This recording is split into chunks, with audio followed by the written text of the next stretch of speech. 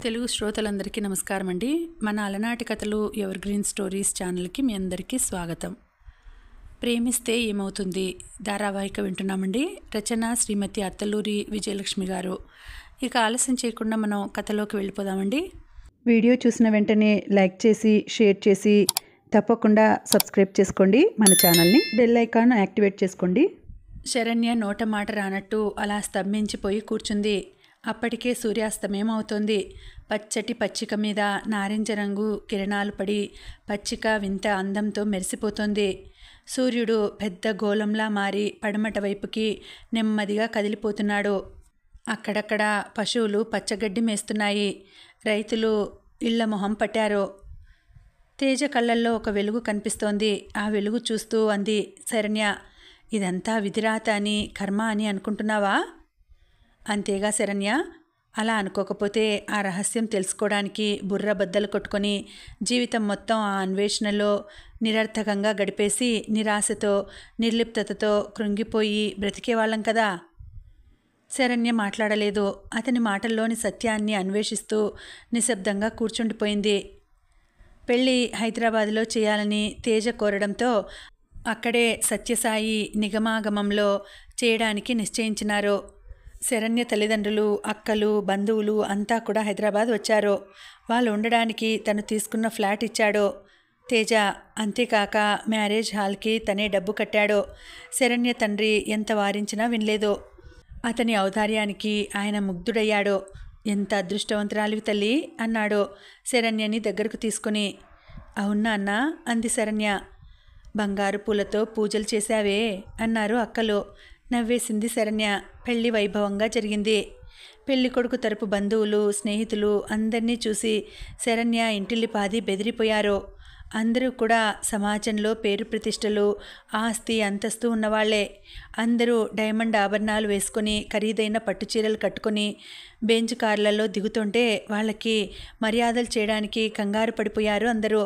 కానీ తేజ తల్లిదండ్రులు వాళ్ళని శాంతపరిచి, గాబరా పడకండి, అంతా సవ్యంగా జరుగుతుంది, ఎందుకు కంగారు అంటూ నచ్చజెప్పడంతో కొంచెం ఆ భయం పోగొట్టుకొని మామూలుగా తిరిగారు.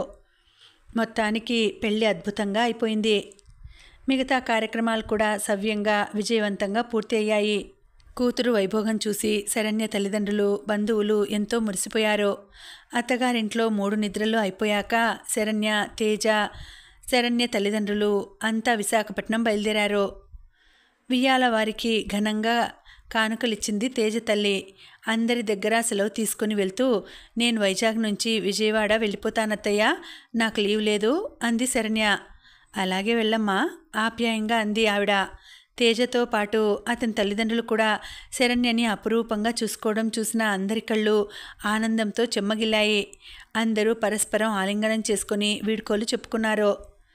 మా అమ్మాయి చాలా అదృష్టవంతురాలు అంది శరణ్య తల్లి వియ్యాల వారితో. మా అబ్బాయి కూడా అదృష్టవంతుడే అన్నారు వాళ్ళు. 2 పెద్ద కార్లు వైజాగ్ బయలుదేరాయి. ఆ రోజు మంగళవారం. గాయత్రి కొత్త జీవితంలో 7 నెలలు ప్రశాంతంగా గడిచిపోయాయి. బాబుకి 7 ఏడాది గడిచి 2వ ఏడు వచ్చింది. వాడు పుట్టిన తేదీ కానీ తిథి వార నక్షత్రాలు కానీ గాయత్రికి గుర్తులేదు. ఒక్కటే గుర్తుంది, కొత్త సంవత్సర సంబరాలు జరిగిన సుమారు 10 రోజులకి వాడు పుట్టాడు. అంటే జనవరి నెలలో పుట్టాడు.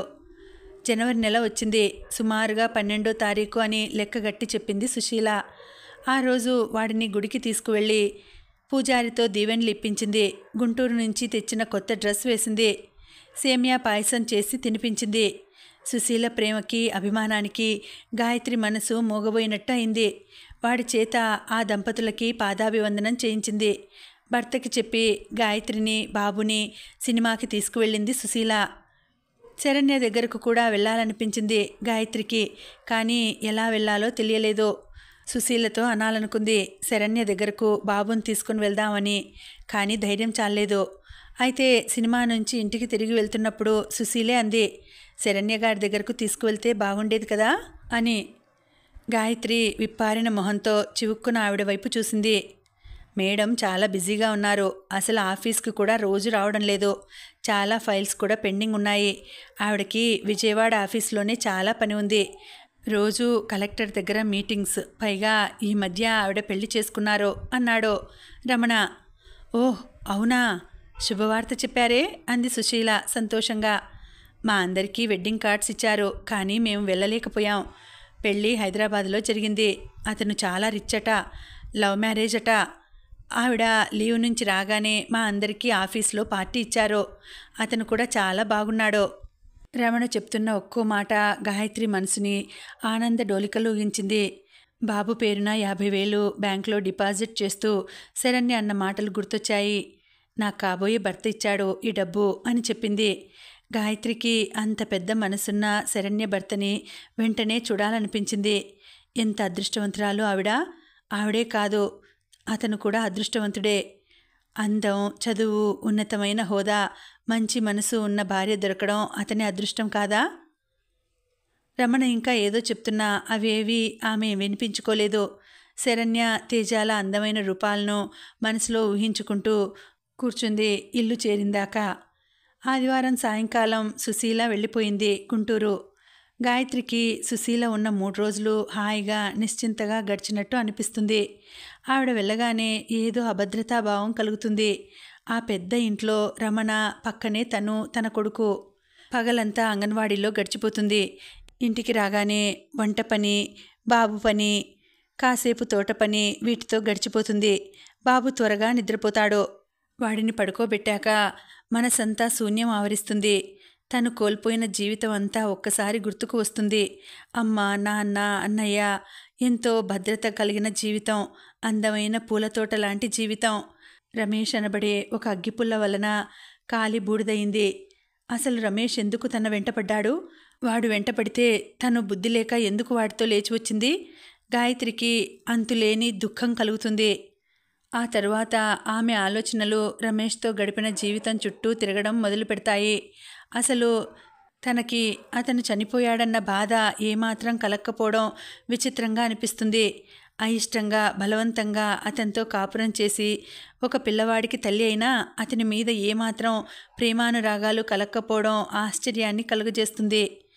దేవుడు తను చేసిన తప్పుకి చాలా పెద్ద శిక్ష వేశాడో. చదువు అర్ధాంతరంగా వదిలి వచ్చింది. తనకి ఇవాళ శరణ్య జాలి తలిచి ఏదో ఒక చిన్న ఉద్యోగం ఇప్పించింది.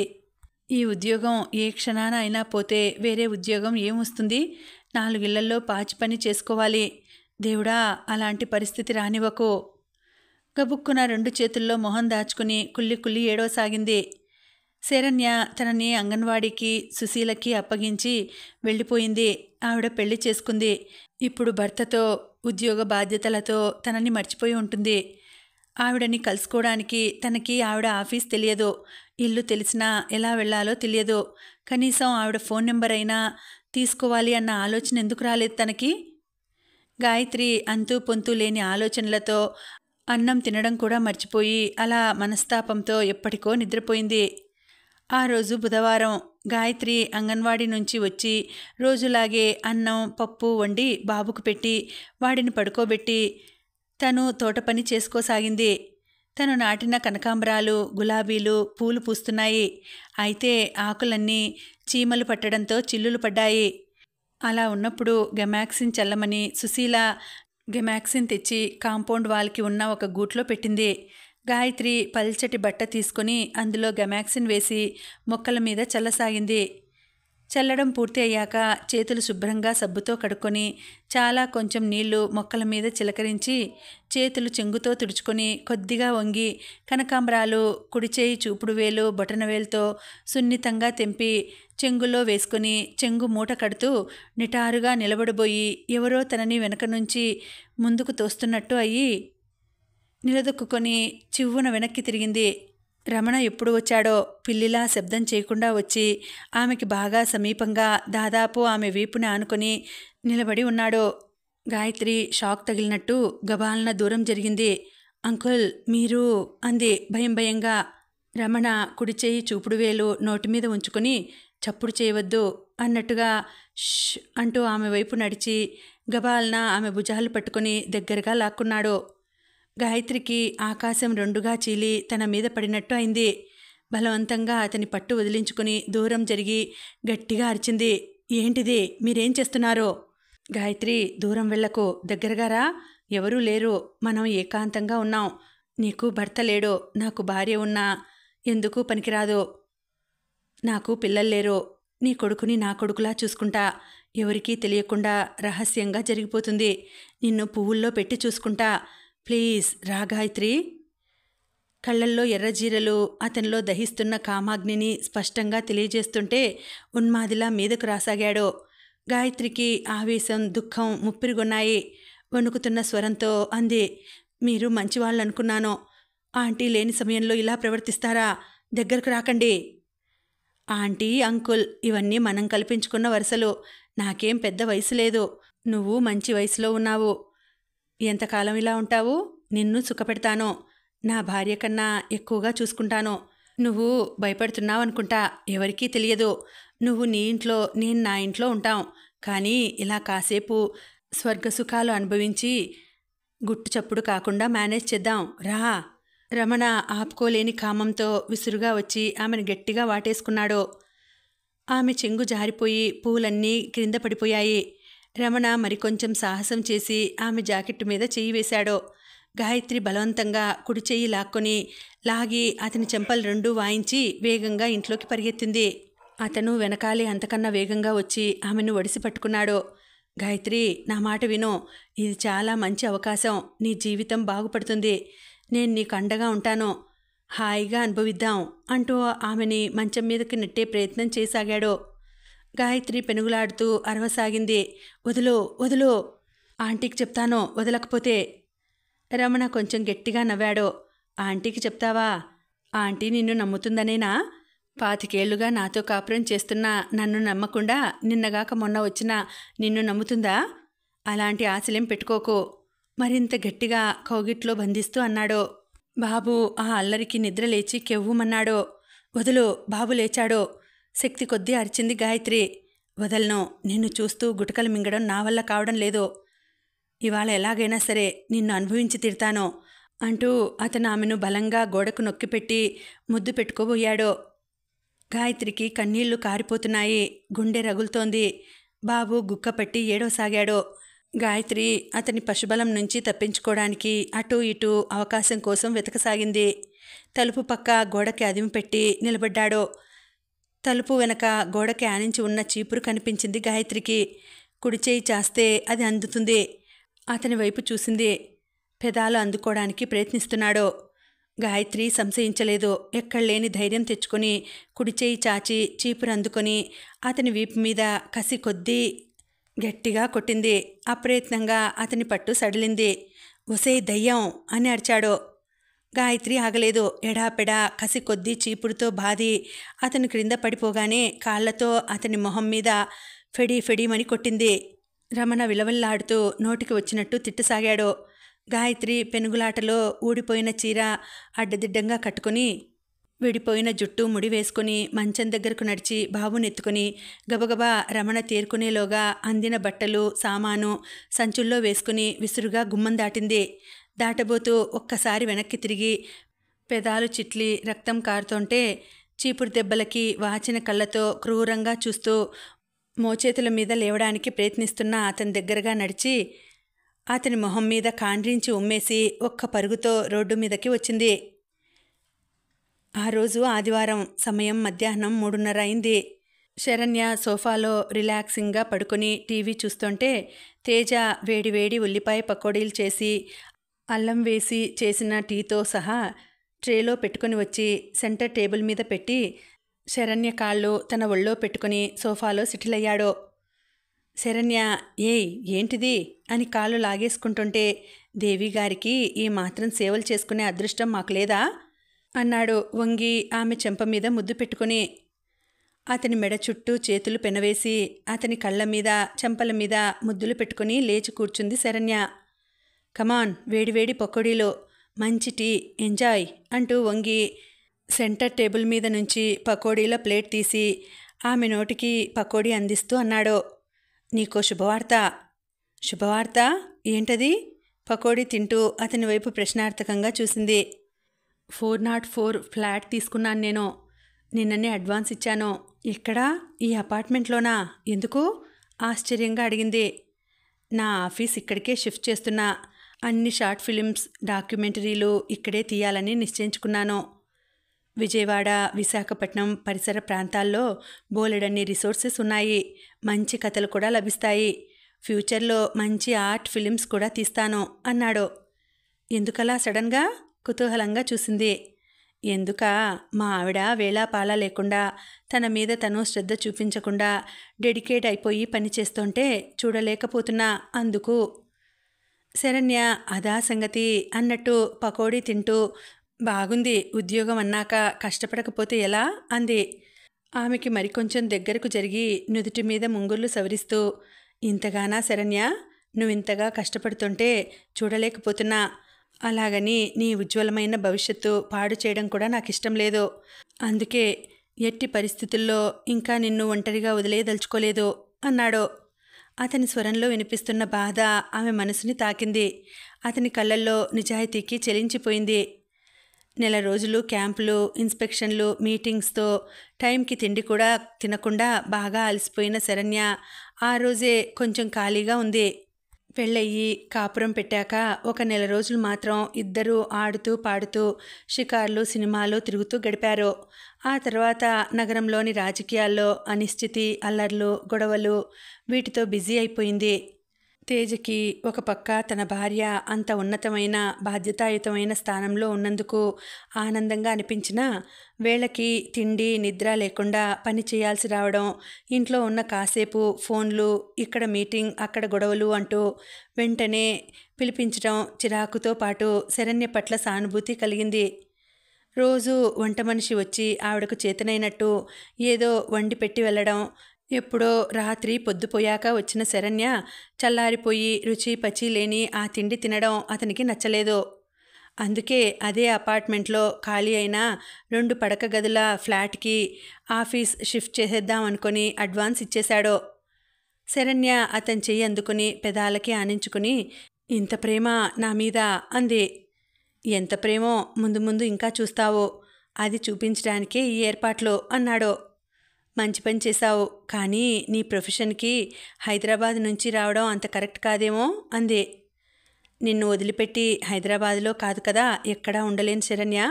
ఇంతకాలం వేరు, ఇప్పుడు నువ్వు నా భార్యవి. నీ మంచి చెడ్డలు చూడవలసిన అవసరం, బాధ్యత నాకుంది.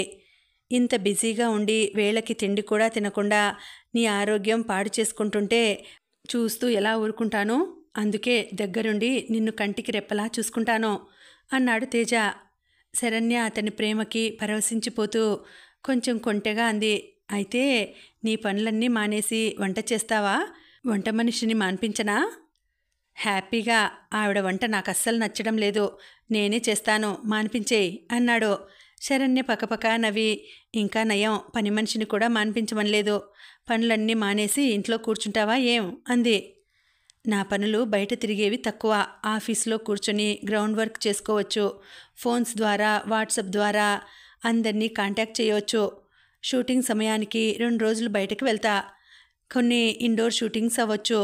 బాగుంది, కానీ బొత్తిగా జోరూకా గులాం అనిపించుకోకు అంది అల్లరిగా అతని క్రాఫ్ట్ చెరిపేస్తూ. ఎవరేమనుకున్నా ఐ డోంట్ కేర్ నిర్లక్ష్యంగా అంటూ ఆమెను ఒడిలోకి లాక్కున్నాడు. అప్పుడే తేజ ఫోన్ మోగింది. అబ్బా, ఇప్పుడే మొగాలా విసుక్కుంటూ పక్కన క్యాబినెట్ మీద పెట్టిన ఫోన్ తీసుకున్నాడు. అతను ఫోన్ మాట్లాడుతుంటే శరణ్య ప్లేట్లోని పకోడీలు ఒక్కొక్కటే అతని నోటికి అందిస్తూ తను తింటూ కూర్చుంది. ఫోన్ మాట్లాడడం అయిపోయాక తేజ హుషారుగా చెప్పాడు. నా కజిన్ అనిరుద్ధ్ అని ఉండేవాడు. నా చిన్నప్పుడు మేము వాళ్ళు పక్కపక్క ఇళ్లలో ఉండేవాళ్ళం. వాడు 20 ఏళ్ల వయసులోనే వాళ్ళ నాన్నతో గొడవపడి మిలిటరీకి వెళ్ళిపోయాడు. ఈ మధ్యే రిటైర్మెంట్ తీసుకుని వచ్చాట. ఫోన్ చేశాడు. వాడు రేపు మన ఇంటికి వస్తా అన్నాడు. ఇక్కడికా అడిగింది శరణ్య. యా, చాలా మంచివాడు, వెరీ సెన్సిటివ్ మ్యాన్. నేనంటే చాలా ఇష్టం. నా షార్ట్ ఫిలిం కూడా వాడికి పంపాను. చూసి చాలా ఎమోషనల్ అయ్యానని నాకు లెటర్ రాశాడు. నాకన్నా 5-6 ఏళ్ళు పెద్ద. అయినా నాతో మంచి ఫ్రెండ్ లాగా ఉండేవాడు. చాలా ముద్దు చేసేవాడు. అతనితో గడిపిన మధుర క్షణాలు గుర్తు చేసుకుంటూ అన్నాడు తేజ. సో అయ్యగారు 2 రోజులు బిజీ అన్నమాట అంది. నువ్వు ఇంటికి వచ్చేసరికి ఇంట్లోనే ఉంటాంలే. చాలా జోవియల్ కూడా వాడు. 10 నిమిషాలు మాట్లాడావంటే పడి పడి నవ్వుతావు, చిన్నప్పటి నుంచి పెద్ద కమెడియన్. అతని గురించి చెప్తున్నప్పుడు తేజ మొహంలో వెళ్ళి విరుస్తున్న ఆనందం చూస్తుంటే శరణ్యకి ఆ కజిన్ తేజకి ఎంత సన్నిహితుడో అర్థమైంది. అనిరుద్ధ్ వచ్చాడో. సోమవారం శరణ్య ఆఫీస్కి బయలుదేరుతుండగా వచ్చాడో. తేజ అతను కారు దిగుతుండగానే ఎదురు వెళ్ళి ఆలింగనం చేసుకుని స్నేహితుడికి స్వాగతం పలికాడో. లిఫ్ట్లో ఇద్దరూ పైకి వెళ్ళేసరికి శరణ్య రెడీ అయి ఉంది. డ్రైవర్ వచ్చి ఆమెకి రిపోర్ట్ చేశాడో. తేజ శరణ్యని అనిరుద్ధ్ని పరస్పరం పరిచయం చేశాడో. కైసే హో బేటీ అంటూ ఎంతో కాలంగా పరిచయం ఉన్నంత ఆత్మీయంగా పలకరించాడు అనిరుద్ధ్. మేమిద్దరం చిన్నప్పుడు ఒకళ్ళని ఒకళ్ళు విడిచి ఉండేవాళ్ళం కాదు, ఇప్పుడు నా ప్లేస్ మీరు తీసుకున్నారో అన్నాడో నవ్వుతూ. శరణ్య చిరునవ్వు నవ్వింది. ఫ్రెష్ అవుతావా అనిరుద్ధ్ అడిగాడు తేజ. ఓ నాట్ నెససరీ, పొద్దున్నే స్నానం చేసి బయలుదేరాను. ఐఎమ్ ఫ్రెష్ అన్నాడు అనిరుద్ధ్. శరణ్య తేజతో అంది, బ్రేక్ఫాస్ట్ చేస్తూ మాట్లాడుకుందామా అని. యా కమాన్ అని డైనింగ్ టేబుల్ దగ్గరకు దారి తీశాడు తేజ. అన్నయ్య అని పిలవకుండా పేరు పెట్టి పిలుస్తున్న తేజ వైపు ఆశ్చర్యంగా చూసింది శరణ్య. ఆ చూపులు గమనించి నవ్వుతూ అన్నాడు, మాకు వరుసల కన్నా ఈ స్నేహబంధమే ఎక్కువ. వంట మనిషి అందరికీ ఇడ్లీ, కారపొడి, చట్నీ వేసిన ప్లేట్స్ తెచ్చిపెట్టింది. ఇంతకీ ఎప్పుడు వచ్చావు, మళ్ళీ వెళ్తావా అడిగాడు తేజ. మళ్ళీనా? వెళ్ళడానికి కాదురా, ఉండిపోవడానికి వచ్చేసా, ఇంక వెళ్ళే ప్రసక్తి లేదు అన్నాడు అనిరుద్ధ్. పెళ్లి చేసుకున్నావా అడిగాడు తేజ. మిలిటరీవాడు పెళ్లి చేసుకుని పెళ్ళాన్ని సుఖపెడతాడా అన్నాడు అనిరుద్ధ్ నవ్వుతూ. అదేంటి, మిలిటరీలో ఉన్నవాళ్ళు పెళ్ళిళ్ళు చేసుకోలేదా, ఏం అన్నాడు తేజ.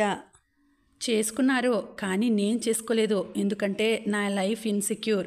ఏ క్షణాన చచ్చిపోతానో, ఏ క్షణాన కాళ్ళు చేతులు విరుగుతాయో తెలియదు. అదే జరిగితే నన్ను చేసుకున్న అమ్మాయికి ఎంత అన్యాయం జరుగుతుంది.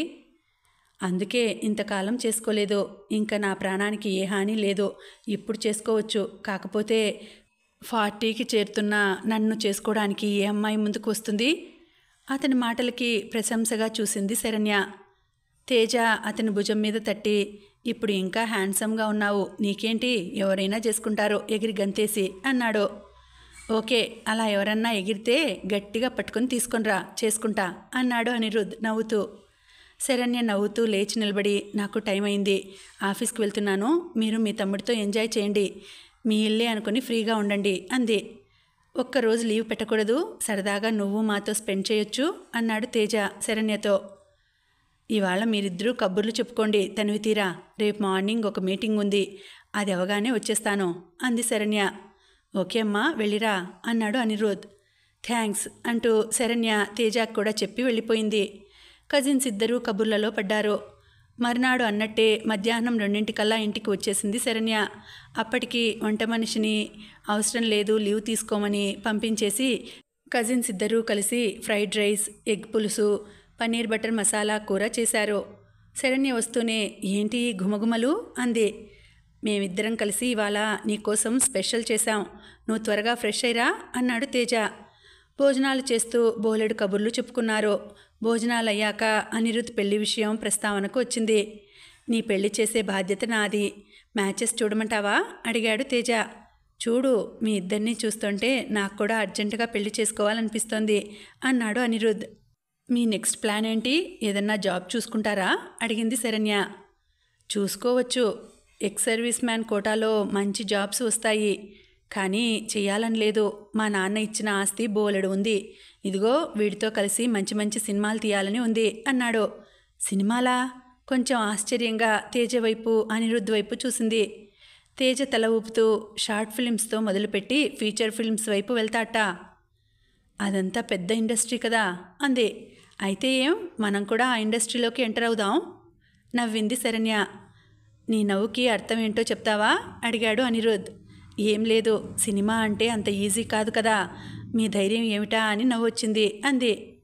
సరే అయితే ముందు షార్ట్ ఫిల్మ్ చేద్దాం, మంచి కథ చూడు తేజ అన్నాడు. నేను కూడా కథ కోసమే చూస్తున్నాను. ఈసారి విమెన్ పాయింట్ ఆఫ్ వ్యూలో చేయాలి. ఆడపిల్ల మీద జరిగే దౌర్జన్యాలు, అత్యాచారాలు, వీటి నుంచి వాళ్ళని వాళ్ళు ఎలా కాపాడుకోవాలి వగేరా. శరణ్య, నీ క్యాండిడేట్ ఎక్కడ ఉంది అడిగాడు తేజ. నా క్యాండిడేటా, ఎవరు ప్రశ్నార్థకంగా చూసింది. అదే ఆ అమ్మాయి పేరు పేరు మర్చిపోయాను. ఇందిరా పార్క్, గుల్మొహర్. అతని మాట పూర్తి కాకుండానే, ఓ గాయత్రా, చెప్పాగా, అంగన్వాడీలో చేర్చాను. ఎందుకు?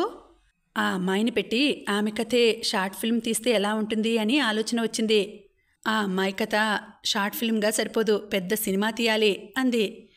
45 మినిట్స్ చేయొచ్చు. ఎవరా అమ్మాయి, ఏమా కథ అడిగాడు అనిరుద్. శరణ్య చెప్పబోతుండగా ఆమె ఫోన్ మోగింది, సుశీల దగ్గర నుంచి. శరణ్య ఆన్సర్ బటన్ నొక్కి, హలో చెప్పండమ్మా అంది. ఫోన్లో అవతలి వాళ్ళు చెప్తున్న విషయం వింటున్న శరణ్య మొహంలో రంగులు మారడం, ఆమె స్పందిస్తున్న తీరు తేజ నొసలు చిట్లించి చూడసాగాడు. ఎండ్ బటన్ నొక్కి ఆందోళనగా అంది శరణ్య. గాయత్రి వెళ్ళిపోయిందట. ఎక్కడికి అడిగాడు తేజ. తెలియదు, సుశీల ఇంట్లో ఏదో దొంగతనం చేసి పారిపోయింది అంటోంది. కానీ ఐ డోంట్ బిలీవ్ ఏదో జరిగింది. లేకుంటే ఆ అమ్మాయి పారిపోవడం ఏంటి? భయపడి వెళ్ళిపోయి ఉండాలి. లేకుంటే వీళ్ళు ఏదో చేసి వెళ్ళగొట్టి ఉంటారో. మళ్ళీ తలనొప్పి మొదలైందా మనకి అన్నాడు తేజ. శరణ్య గబాలన లేచి, నేను నందిగామ వెళ్ళాలి అంది. ఆగు, మేము వస్తాం, ఒక్కదానివి ఎందుకు అంటూ తేజ, అనిరుద్ కూడా లేచారు. గాయత్రి 3 రోజులుగా ఆ గుడిలో తలదాచుకుంది. రమణ తన మీద హఠాత్తుగా చేసిన దాడితో మతిపోయి దిక్కుతోచక, ఎవరూ తనని రక్షించేవారు కనిపించక, వెర్రిదానిలా బాబుని సామాను తీసుకుని నేరుగా బస్టాండ్కి వెళ్ళి కనిపించిన బస్సు ఎక్కింది. అది ఏ బస్సో ఎక్కడికి వెళ్తుందో కూడా తెలియదు. కండక్టర్ వచ్చి టిక్కెట్ అడిగిందాకా అయోమయంలో ఉండిపోయింది.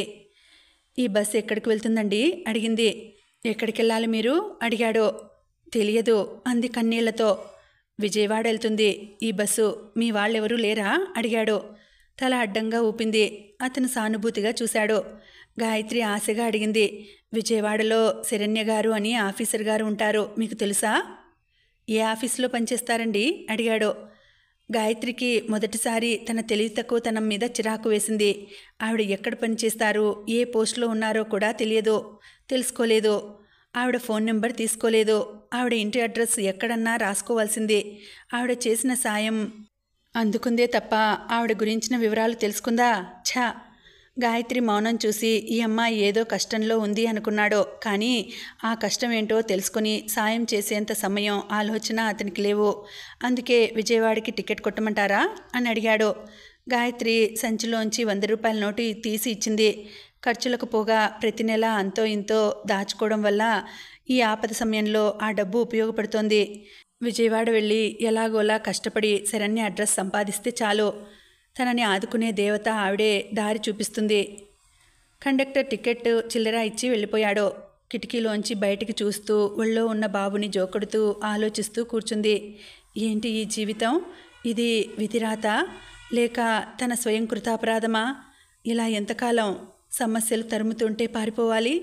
సమస్యలు జీవించి ఉన్నంతకాలం సమస్యలు ఉంటాయి. ఎంతకాలం పారిపోగలదు? ఎక్కడికని పారిపోగలదు? శరణ్య కనిపిస్తుందా?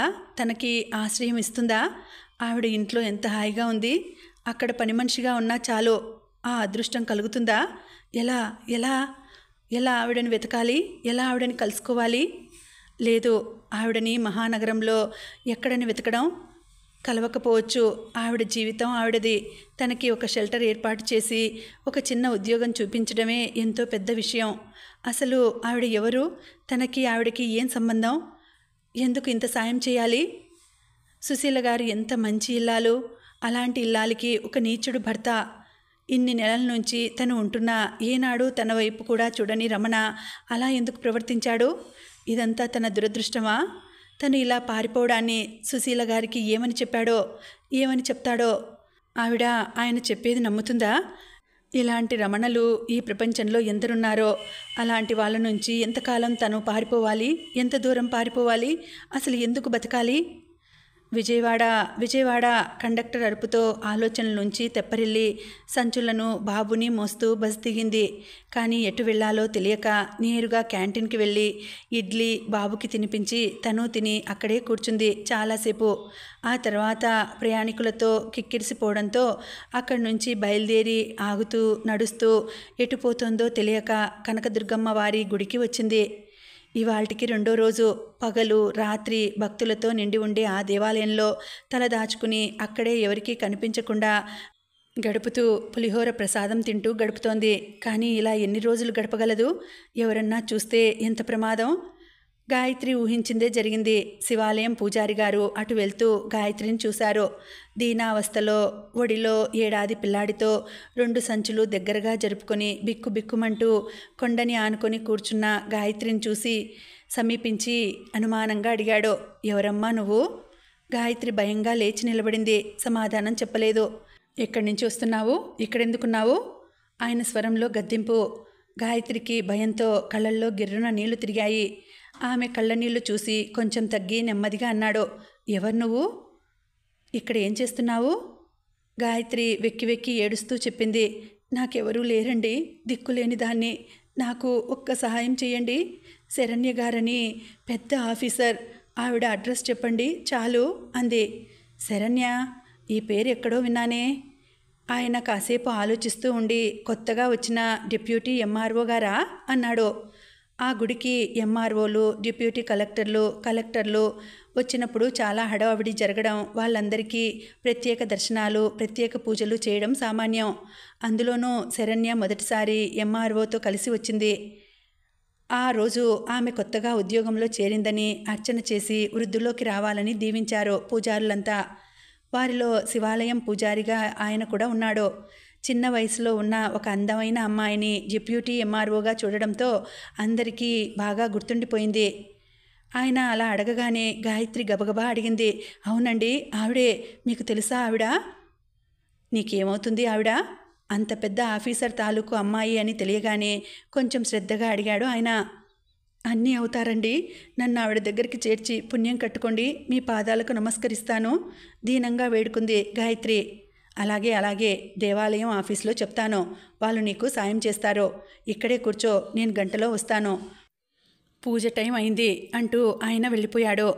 ఆయన వెళ్ళిన వైపు ఆశగా చూస్తూ అలా కొండను ఆనుకుని కూర్చుండిపోయింది గాయత్రి. ఇంకా ఉందండి, కథ కొనసాగుతుంది. మళ్ళీ వచ్చే వీడియోలో తర్వాతి భాగం తెలుసుకుందామండి. అంతవరకు సెలవు. నమస్తే.